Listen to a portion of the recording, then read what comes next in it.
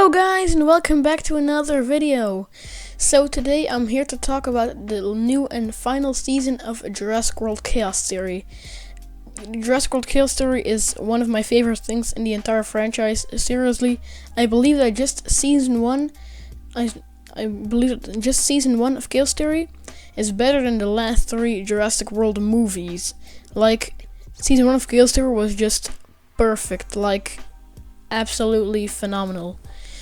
But then season 2, the first episode of season 2 was also very good.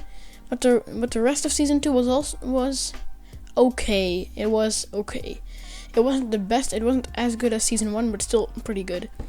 And then season 3 was kind of it was kind of mid. Season 3. It was just kind of It was just kind of the same thing over and over again, because there wasn't really much variation between the dinosaurs. I believe when I think about season 3, the only dinosaur that I really think about is the Raptor. I know that there were a few dinosaurs that were also on that black market, but season 3 isn't really my favorite season. And then season 4.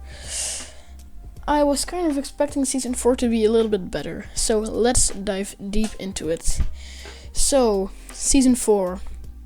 It was still pretty good. It was definitely better than Dominion, but the dinosaur, or not dinosaur, but the creature that I liked the most was the Quetzalcoatlus, because I really liked its scenes.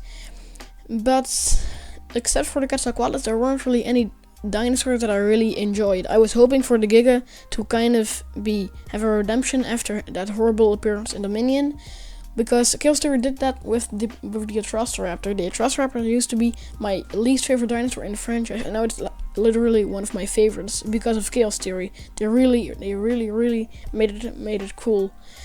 But the Giga, like, I was kind of missing it that they didn't really have a story with the Giga. It was just kind of there at sometimes to just have a chase scene and something. It's not like with the Raptor, the Atrociraptor, that we had like a whole backstory with them, like with the whistle and things like that, and with the handler. That was really cool. While with the Giga, it wasn't really like that. But also, season 4 was kind of, when I think of it, it was like, I don't really know how to explain it, but it just felt like the same thing, because they were just basically on one place for the whole season, and they didn't really do anything that's that special. Just sometimes there was a dinosaur in there. But it also kind of bothers me that there isn't really that much of a storyline. Like, it's kind of that they try to get Bumpy back, but like they also try to stop Biosin. But it's kind of a weird storyline, in my opinion, because like in season 1, they had where they were being hunted, and they had to like search for, or they had to retrieve everyone. But in season 4, it isn't really like that. There also aren't really that many character relationships. I mean that there aren't really that much. There doesn't really happen anything that interesting between the characters, and it's just kind of, and then like it's just kind of they try to get Bumpy back, and then like, but they don't really. It doesn't really feel like they're doing anything that actually helps with their mission.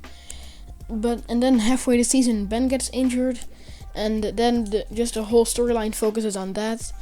And also, I do think that the injury on Ben was kind of good. Like, there were a few moments that I actually thought that he was dead, but I did kind of think that they weren't gonna kill one of the best characters from the show off in the final season. Like, they weren't really gonna do that. But with the dinosaurs, I just feel like they were kind of like appearing and then disappearing. They were, because it was all I have spoken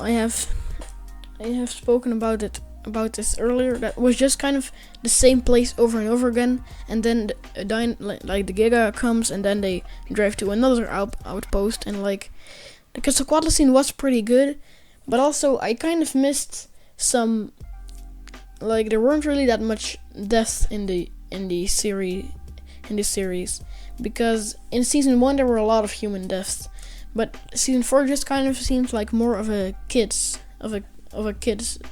version than season 1, because I believe that the only human deaths were even the Velociraptor that killed those 2 scientists and that jump where they were like training the Velociraptors, and that scene wasn't really, because you just hear the Velociraptors jumping through the window and then you hear them killing them. I would have liked it if there was like a bit more backstory to like the Giga, because the Giga still, I was hoping that the Giga would have a bigger role, so that it would actually do something, that it would actually kill something. But no, it's just like it with the minion, that it just hasn't killed anything. It just is literally the most peaceful dinosaur in the whole franchise, because like even Rexy has killed more people. Rexy has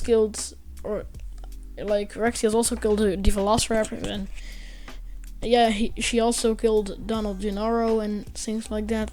So I don't know why people or why like the makers of the movie are saying that Rexy is more of a hero and the Giga more of a villain, because it's kind of the opposite.